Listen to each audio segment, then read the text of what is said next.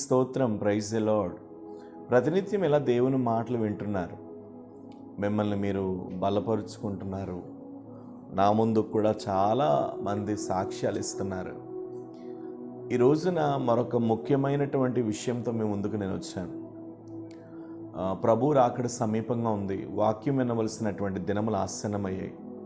దేవుని మాటలు మనం ఆలకించేటటువంటి సమయము దగ్గరగా వచ్చేసింది. ఇంకా ఇరాన్కి, అమెరికాకి, ఇస్రాయేల్కి జరుగుతున్న ఈ దాడులు, ఈ భయంకరమైన పరిస్థితులు మన కళ్ళ ముందు కనబడుతూ ఉంటే ఏం జరగబోతుందో ఈ లోకంలో అన్న భయం వచ్చేస్తుంది. ఈ భయానకమైన ఈ పరిస్థితులలో మనం ప్రభువులో ఎలా బ్రతకాలనేది మనం బాగుగా తెలుసుకోవాలి, ఎరిగి ఉండాలి, తెలుసుకోవాలి. మనం అనేకులకి ఏం చేయాలంటే ఈ దేవుని మాటలను మనం చెప్పాలి. దేవునికి స్తోత్రం. యోహాను రాసిన మొదటి పత్రిక 4వ అధ్యాయము 8వ వాక్యంలో దేవుడు ప్రేమ స్వరూపి, ప్రేమ లేనివాడు దేవుణ్ణి ఎరగడు అని చెప్తున్నాడు. నిజమే, దేవుడు ప్రేమ స్వరూపి. ఈరోజు నేను మాట్లాడబోయేటటువంటి విషయం ఏంటంటే 66 పుస్తకాలను మనం మిక్సీ పడితే ఒక ప్రత్యేకమైన మాట వస్తుంది. ఆ మాట ఏంటంటే ప్రేమ. ప్రేమ చాలా గొప్పది. ఈ మాటకు నిదర్శనం ఎవరైనా ఉన్నారంటే అది యేసు ప్రభు ఒక్కరే. యేసు ప్రభు ఒక్కరే ప్రేమకు నిదర్శనం. చూడండి, మన రాజ్యాంగం కోసం మాట్లాడేటప్పుడు అంబేద్కర్ గుర్తొస్తారు. అలాగనే మన యుద్ధం కోసం మాట్లాడేటప్పుడు కొంతమంది సైనికులు గుర్తొస్తారు. మన దేశంలోనే ఒక ఉన్నతమైనటువంటి ప్రజాస్వామ్య పాలన, ఒక లేడీ, మంచి స్త్రీ ఎవరైనా పరిపాలన చేశారంటే మనకి ఇందిరాగాంధీ గుర్తొస్తారు. అంటే ఒక పదం చెప్పగానే ఒక వ్యక్తి మనకు గుర్తొచ్చినప్పుడు మన జీవితంలో ప్రేమ అనే పదం చెప్పగానే మనకు ఎవరు గుర్తొస్తారంటే యేసు ప్రభు వారే గుర్తొస్తారు. ఎందుకు అనంటే యేసు ప్రభు వారు ప్రేమ స్వరూపి అయి ఉన్నారు. ప్రేమ ఎంత ప్రేమ అంటే ఆయనకి, ఆ ప్రేమను మనం వర్ణించలేం. ఈ రోజున ఆ ప్రేమను పొందుకొని యేసు ప్రభు దగ్గరికి చాలామంది వ్యక్తులు వస్తున్నారండి. అందరూ తృణీకరించి, అందరూ త్రోసివేసి, అందరూ వెలివేసిన చాలామంది యేసు ప్రభు దగ్గరికి వస్తున్నారు. ఈ రోజున యేసు ప్రభు దగ్గరికి వచ్చేవారు అందరూ కూడా తమ లైఫ్ల్లో ఒంటరితనాన్ని అనుభవించిన వారే. ఈరోజు యేసు ప్రభు దగ్గరికి వచ్చేవారు అందరూ కూడా తమ జీవితంలో ఏమీ లేని స్థితిని అనుభవించిన వారే. ఈ రోజున నా ప్రియమైన దేవుని ప్రజలారా, దేవుడు ప్రేమస్వరూపి అని నేను మరొక మారు మీతో చెప్పగలను. నిన్నెవరు ప్రేమించినా ప్రేమించకపోయినా నీ యేసు ప్రభు మాత్రం గొప్ప ప్రేమస్వరూపి. ప్రేమ అంటేనే యేసు ప్రభు. నిన్నెవ్వరు ప్రేమించలేదని ఈ మాటలు వింటున్నా నీవు బాధపడితే నేను నీకు ధైర్యం ఇవ్వగలిగినటువంటి గొప్ప సత్యం ఏంటంటే నిన్ను ప్రేమించుటకు నా యేసు ప్రభు చేతులు చాపుతున్నాడు. వాళ్ళు ప్రేమించలేదు, వీళ్ళు ప్రేమించలేదు, నా కుటుంబం నన్ను ప్రేమించలేదు, నా ఇంటివారు నన్ను ప్రేమించలేదు అనేటటువంటి స్థితి నీ జీవితంలో అవసరం లేదు. మనుషులు మరిచినా యేసు ప్రభు మాత్రం నిన్నెన్నడూ మరవడు. దేవుడు బలమైన ప్రేమస్వరూపి. దేవునికి స్తోత్రం. యేసు ప్రభు వారు ఏ ప్రేమ అయితే మనకు పంచారో మనం అదే ప్రేమను మనం పంచాలి. ప్రభు రాకడ సమీపంగా ఉంది. ఈ మాటలు వింటున్న మీలో ఎవరైనా నీకెవరి మీద కోపం ఉందా? నీకెవరి మీద కక్ష ఉందా? నీకెవరి మీద ద్వేషం ఉందా? నీకెవరి మీద అసూయ ఉందా? వారిని క్షమించావా? క్షమించగలుగుతున్నావా? నీ సహోదరుడు నీ ఎడల తప్పిదం చేసినప్పుడు 7 మార్లు మట్టుకు కాదు, 77 మార్లు మట్టుకు క్షమించమని యేసు ప్రభు వారు చెప్పారు. క్షమించగలుగుతున్నావా? ప్రేమ ఎక్కడుంటే అక్కడ క్షమాపణ ఉంటుందండి. ప్రేమ లేని చోట క్షమాపణ లేదు. ప్రేమ లేని చోట కలతలే ఉంటాయి. ప్రేమ లేని చోట అసూయలే ఉంటాయి. ప్రేమ లేని చోట మత్సరాలే ఉంటాయి. ఈరోజు ఈ మాటలు వింటున్న మీతో ప్రభు సన్నిధిలో నేను చెప్తున్నాను, మీ కుటుంబాల్లో బలమైన ప్రేమ స్థాపింపబడునుగాక. నజరేయుడైన యేసు నామములో మీ కుటుంబాల్లో బలమైన ప్రేమను నా దేవుడు స్థాపించబోతున్నాడు.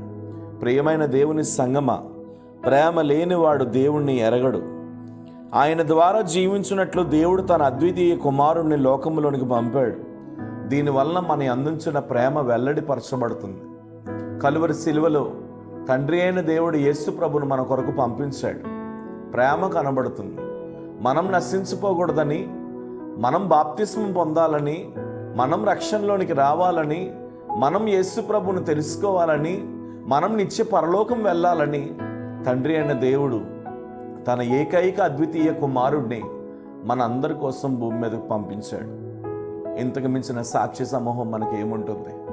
ఇంతకు మించినటువంటి ప్రేమ మనల్ని ఎవరు ప్రేమిస్తారు? నీకోసం ప్రాణం పెట్టగలిగిన వారు ఎవరో నువ్వు చెప్పు నాకు. అందరూ ఏమంటారు, నీ దగ్గర గొప్పగా చెప్పేవారే, ప్రాణం ఎవరు పెట్టలేరు. ప్రాణాలు తీయగలరు ఈ మనుషులు. ఏమంటారు ఆ మాటకి? ప్రాణాలు తీయగలరు కానీ ప్రాణాలు పెట్టలేరు. ప్రాణాలు పెట్టిన ప్రేమ ఏదైనా ఉన్నది అని అంటే అది యేసు ప్రభు ప్రేమే. ఒక మాట నేను మీతో చెప్తాను. ఈ మాటలు రక్షించబడిన విశ్వాసం వింటే, యేసు ప్రభు నీకు ఎట్టి ప్రేమను పంచాడో నువ్వు అట్టి ప్రేమనే ఇతరులకు నువ్వు పంచాలి. ఈ యోహాను రాసిన మొదటి పత్రిక 4వ అధ్యాయము 20వ వాక్యంలో ఒక మాట అన్నాడు, నేను దేవుణ్ణి ప్రేమించున్నానని చెప్పి తన సహోదరుణ్ణి ద్వేషిస్తే వాడు అబద్ధికుడు.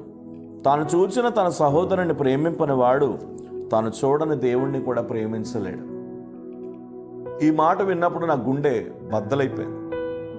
నిజమే, పక్కనున్న విశ్వాసిని ప్రేమించలేదు సంఘంలో, పక్కనున్న భర్తను ప్రేమించలేదు ఈమె. నీ భర్తను నువ్వు ప్రేమించుకుంటే ఓ ప్రార్థన చేసేస్తావు. నీ ప్రార్థన చెల్లుతుంది అనుకుంటున్నావా? బుద్ధిహీనరాలా, నీ ప్రార్థన చెల్లదు. దేవునికి స్తోత్రం. నీ ప్రార్థన అనేది అసలు నీ జీవితంలో చెల్లదు. అసలు అది బుద్ధిహీనత. దేవుడే చెప్తున్నాడు, బుద్ధిహీనుడా, నీ భార్యను ప్రేమించకుండా నేను ప్రార్థన చేసేస్తున్నానంటే నీకు ఎలా అవుతుంది? నీ భర్తను ప్రేమించు, నీ భార్యను ప్రేమించు, నీ పిల్లల్ని ప్రేమించు. Love them. వాళ్ళని నువ్వు ప్రేమించు. నీ ఇంట్లో వాళ్ళని నువ్వు ప్రేమించలేనప్పుడు నువ్వు దేవుణ్ణి ఎలా ప్రేమిస్తావు? అర్థమవుతుందా మీకు నా మాట? వాళ్ళు మాట వినట్లేదండి, వాళ్ళు ఎలా పడితే అలా మాట్లాడుతున్నారండి. ఏమండి, ఎలా పడితే అలా చాలామంది మాట్లాడతారు. అవన్నీ నువ్వు పట్టించుకుంటే బంధాలు తెగిపోవా? నీ కాలు వంగినప్పుడు మాట్లాడేవాడే నిన్ను చూస్తాడు తెలుసా? నీ చెయ్యి వంగినప్పుడు మాట్లాడే ఆ బిడ్డే నిన్ను చూస్తాడు. భూమి మీద చాలామందికి ఉన్న నైజం ఏంటంటే దేవుని దగ్గర ప్రేమగా కళ్ళని నీరు కారుస్తారు కానీ ఇంట్లో వాళ్ళు మాత్రం ప్రేమించరు, కుటుంబాన్ని ప్రేమించరు, లెక్కే చేయరు. అందుకనే మన బ్రతుకులు క్లోజ్ చేయబడుతున్నాయి. మీ అందరికీ నేను చెప్తున్నాను, కనిపించే నీ సహోదరుని ప్రేమించు, వీధిలో ఉన్న వారిని ప్రేమించు. యేసు ప్రభు నీలో ఉన్నాడని కనబరచు.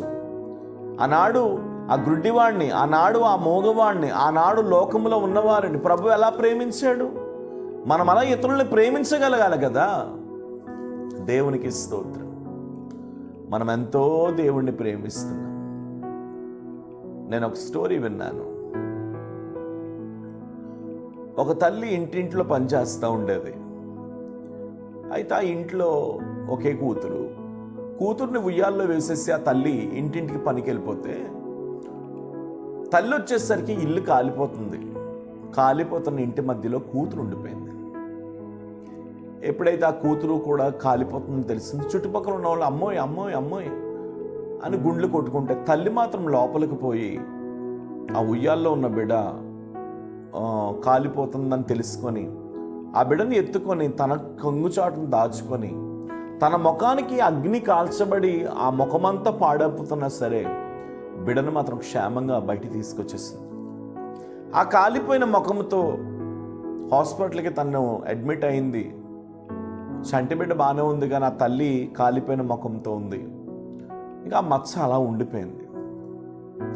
కొన్ని దినములకు ఆ బిడ్డ పెద్దదయింది, తల్లి కూడా వృద్ధురాలు అవుతుంది. ఆ సమయంలో ఆ బిడ్డ యొక్క స్నేహితులు ఇంటికి వచ్చినప్పుడు ఆ కూతురు అంటుందంట, అమ్మా నీ ముఖం చూస్తే నా ఇంటివారు నా స్నేహితులు అందరూ నిన్ను అసహించుకుంటారమ్మా, నీ ముఖం కనబడకుండా నువ్వు దూరంగా దాకో, ఎక్కడా కనబడకు అని తల్లికి మీ సలహా ఇస్తుందంట.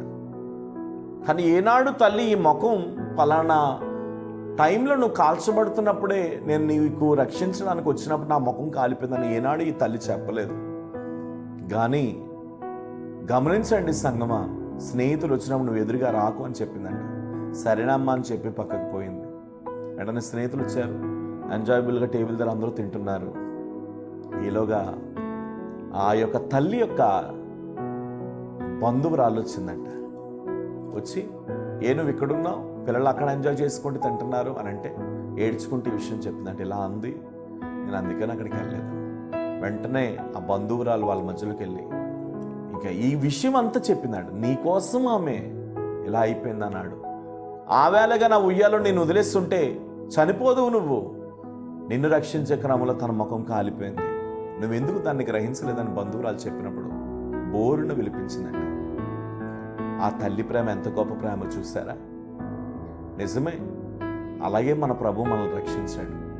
మీరు మీ కుటుంబాలను అలాగే ప్రేమించండి. ద్వేషించినా సరే మీరు ద్వేషించకండి, తృణీకరించినా మీరు తృణీకరించకండి, అసహ్యించుకున్నా మీరు అసహ్యించకండి. యేసుప్రభు ప్రేమ మీ హృదయాల్లో ఎప్పుడు కూడా కుమ్మరించబడుతూ మీరు ముందుకు సాగిపోవాలి. ఈ దేవుని ప్రేమ మన హృదయాల్లో కుమ్మరించబడాలి అని అంటే ఇది పరిశుద్ధాత్మ అభిషేకం ద్వారానే సాధ్యం. మీరు ఎప్పుడు పరిశుద్ధాత్మ అభిషేకంతో నింపబడాలి. భాషల్లో మాట్లాడుతూ దేవుని మహిమను పొందుకుంటూ ఆ అభిషేకంతో మీరు నింపబడాలి. తర్వాత మరొక ప్రాముఖ్యమైన విషయం ఏంటంటే ప్రేమ కలిగి ఉండటకు ప్రయాసపడాలి. కాల్చబడడానికి మన శరీరాలు కొద్దిమందికి, చాలామందికి పిడికిడు ఆహారం కడుపు నిండా పెడతారు కానీ పక్కకు పోయి వాళ్ళ మీద సొనుగుతారు. ప్రేమతో పెట్టరు కొద్దిమంది. నిరీక్షణ, విశ్వాసం, ప్రేమ ఈ మూడు నిలుస్తాయండి. కానీ ఈ మూడిట్లో శ్రేష్టమైనది ప్రేమయే. అబ్రహామును దేవుడు ప్రేమించాడు, ఇస్సాకును దేవుడు ప్రేమించాడు. ఆదికాండం నుండి ప్రకటనంత వరకు ప్రతి పాపిని దేవుడు ప్రేమించాడు.